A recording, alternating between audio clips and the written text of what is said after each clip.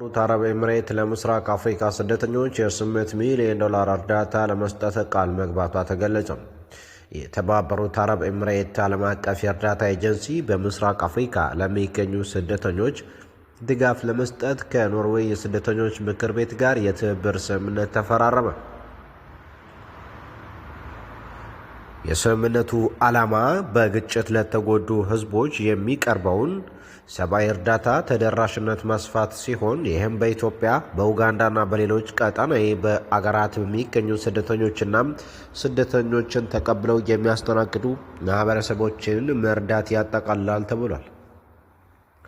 ስምምነቱ በኖርዌይ የተባበሩት አረብ ኤምሬት አምባሳደር ፋጢማ ካሚስ ሳሌም ኸልፋን አልመዙሪ በተገኙበት የተባበሩት አረብ ኤምሬት የእርዳታ ኤጀንሲ ሎጂስቲክስ ድጋፍ ዋና ዳይሬክተር ራሺድ ሳሌም አልሻምሲና የኖርዌይ ስደተኞች ምክር ቤት ዋና ጸሐፊ ጃን ኤግላንድ ተፈራርመዋል ሲል ዘገባው ገለጸም።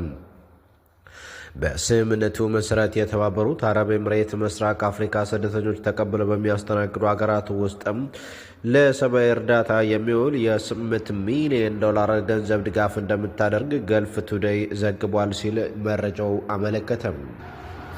ታይዋን እስራኤል ለሶማሌላንድ የአገርነት እውቅና ለመስጠት ያስተላለፈችውን ውሳኔ በእውንታ መቀበሏን አስታወቀች። ታይዋን እስራኤል አርብ ዕለትም ለሶማሌላንድ እንደ ሉዓላዊነት ሀገር በይፋ እውቅና ለመስጠት ያስተላለፈችው ውሳኔ በደስታ መቀበሏን አስታውቃለች። የታይዋን የውጭ ጉዳይ ሚኒስቴር የእስራኤልን እርምጃ ማድነቅ እሁድ ዕለት ባወጣው መግለጫ ታይዋን እስራኤልና ሶማሌላንድ የዲሞክራሲ የነጻነትና የሕግ በላይነት እሴቶችን የሚጋሩ ተመሳሳይ አመለካከት ያላቸው ዲሞክራሲያዊ ሀገሮች ናቸው ሲል ገልጿል ሲል ዘገባው አመለከተም። በተጨማሪም ውሳኔው በታይዋን በእስራኤልና በሶማሊላንድ መካከል በሁሉም መስኮች የጠበቀ የሶስትዮሽ ትብብር እንዲኖር ምቹ ሁኔታን ይፈጥራል ተብሎ ይጠበቃል ሲል ዘገባው ገለጸ። ቀደም ሲል በጎርጎሮሲያኑ ነሐሴ 2020 ታይፔ በሶማሌላንድ መዲና ሀርጌሳ ተወካይ ጽሕፈት ቤት የከፈተችው ሲሆንም ሶማሌላንድን በተመሳሳይ በዚህ ዓመት በታይዋን መዲና ታይፔ ጽሕፈት ቤቷን በመክፈት ምላሽ ሰጥታለች። በቅርቡ በሐምሌ ወር ሁለት ወገኖች በቀይ ባህርና በኤደን ባህረ ሰላጤ ያለውን የአሰሳ ደህንነትም በጋራ ለመጠበቅ የየብስ ጠረፍ ላይ ጥብቅ ትብብራቸውን ለማጠናከር ስምምነት መፈራረማቸውን ፎከስ ታይዋን በዘገባው አመላክቷል ሲል ምንጮች ገለጹ።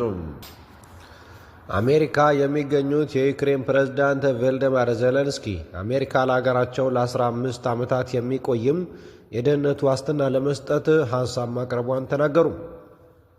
ፕሬዝዳንት ትራምፕ በውይይቱ ወደ 95 በመቶ ከስምምነት ላይ መድረሱን ቢጠቅሱም የዩክሬን መሪዎች እስከ 50 ዓመታት የሚደርስ የደህንነት ዋስትና እንዲሰጣቸው ጠይቀዋል ሲል የመረጃ ምንጮች ገለጹ። በትግራይ ክልል አድዋ ከተማ አንድ ቤት ውስጥ ተኝተው የነበሩ 5 ልጆች በከሰል ጭስ ታፍነው መሞታቸው ፖሊስ ገለጸ።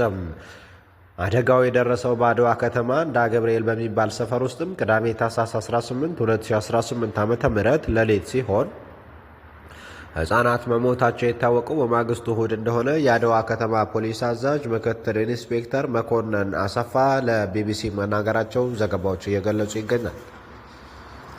እናት በከሰል ማንደጃ ውስጥ እየሰራች አምሽታ በዚያው እሳቱን ሳታጥፋው በርዝጋግታ መተኛት ልጆቿ በህልፈት መዳረጋቸውን የፖሊስ ኃላፊው ገልጿል።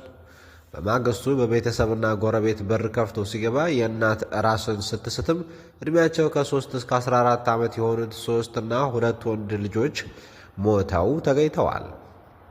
በአደጋው ሕይወታቸው ያለፈው ልጆች በአጠቃላይ 5 ሲሆኑ 3ቱ በሕክምና ላይ የምትገኘው ግለሰብ ልጆች ሲሆኑ 2ቱ ደግሞ የባል እህት ልጆች መሆናቸውን የፖሊስ አዛዡ ገልጸዋል። ፖሊስ አደጋ ወደ ደረሰበት መስኮት የሌለው ቤት ሲገባ ቤቱ በጭስ ታፍኖ እንደነበርና የልጆቹ ሕይወት አልፎ ነበረ ያገኘው ሲል የመረጃ ምንጮቻችን ገለጹ። የየመኑ ሙጃሂድ መሪ እስራኤል ወደ ሶማሌላንድ የምትገባ ከሆነም እንደ ወታደራዊ ኢላማ እንደሚቆጥራት ማስጠንቀቁን የፈረንሳዩ ዜና ወኪል ኤኤፍፒ ዘገበ።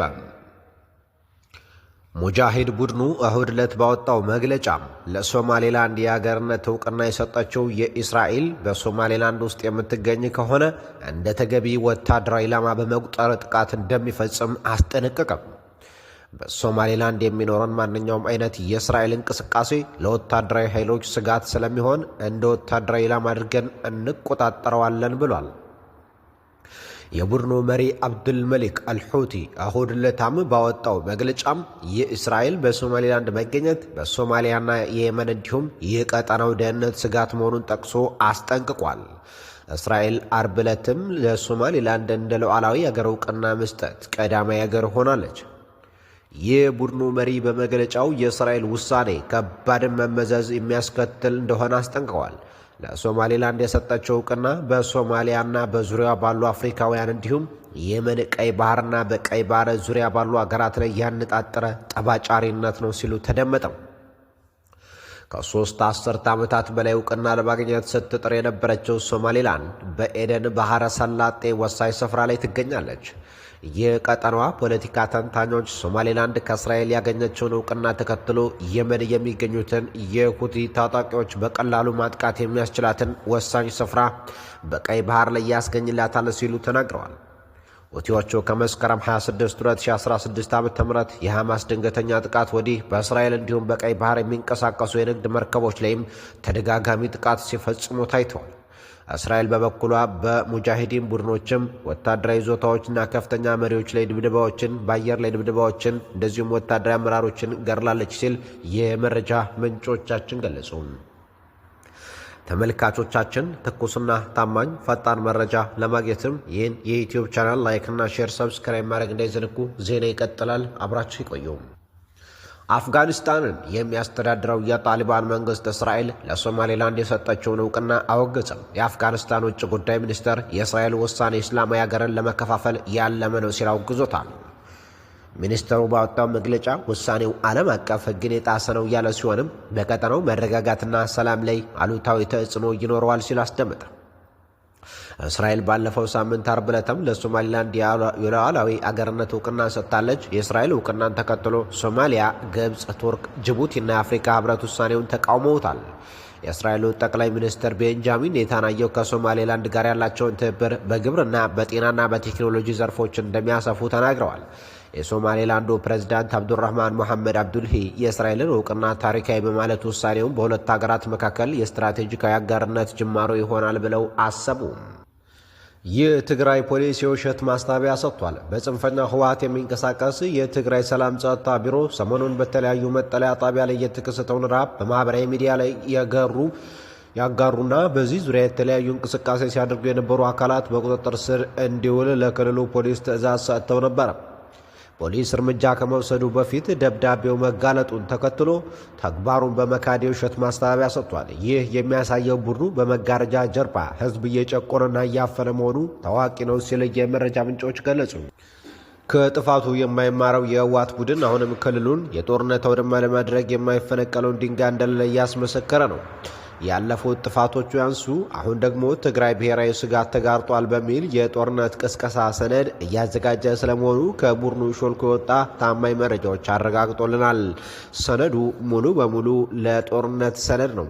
ቡድኑ የትግራይ ህዝብ ለመጨረስ እየሰራ መሆኑን የትግራይ ህዝብም አውቆ ቆሞ ሊታገለው ይገባል ሲል የመረጃ ምንጮች ገለጹ። የሰላም ጥሪ የተቀበሉ ታጣቂዎች እጃቸውን ለመንግስት ሰጥተዋል።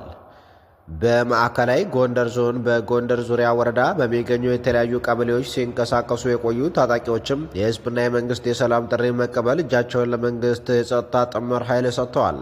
ወደ ሰላም የገቡት የፋኖ አባላቶችም እንደተናገሩት ባለፉት ዓመታት በህዝባቸው ላይ ባደረሱት ጉዳት በመቆጨት የሰላም አማራጭ መቀበላቸውን ገልጸዋል ሲል የመረጃ ምንጮች ገለጸም።